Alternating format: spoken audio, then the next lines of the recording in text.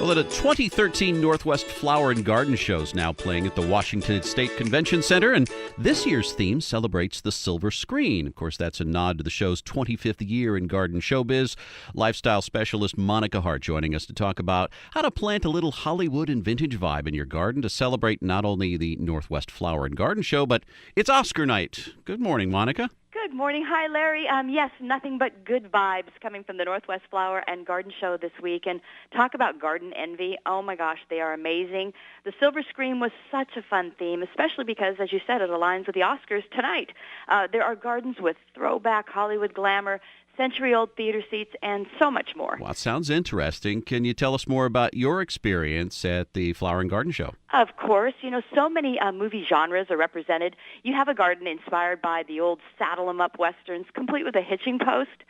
There's definitely romance in the air at the garden show with fragrant climbing vines and a gorgeous pavilion, and even a Roman holiday where you can hitch a ride on a sunny little Vespa. Oh, yes.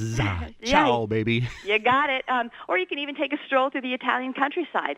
And I can't forget the quaint little cottages, inspired water features, and the Hobbit house is something you've got to see. The Hobbit house? What's up with this? It's straight out of the movie. You know, The Hobbit? I mean, it's this charming cottage with a New Zealand landscape. It is so cool. And, it's not too late. The Northwest Flower and Garden Show runs through 6 o'clock tonight. So if you have a chance, check it out. And I also have some awesome pictures on the blog, too.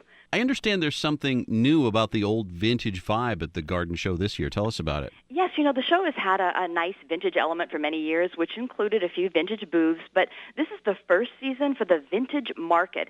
And it includes 12 or so rusty, chippy little booths packed with all kinds of vintage treasures. I mean, it's the ultimate in going green, right?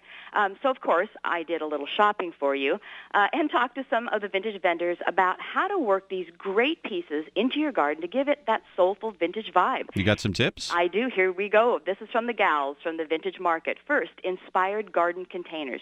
Try rusty wagons brimming with plants and moss and suitcases. Get this. Cut a hole in the top of a suitcase, pop in a waterproof container, and plant. Inspired.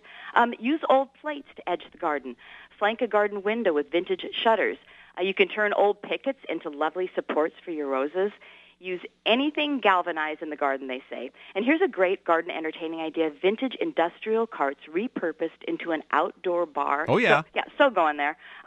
Bring vintage chandeliers outdoors, and tucking anything under glass looks absolutely fab.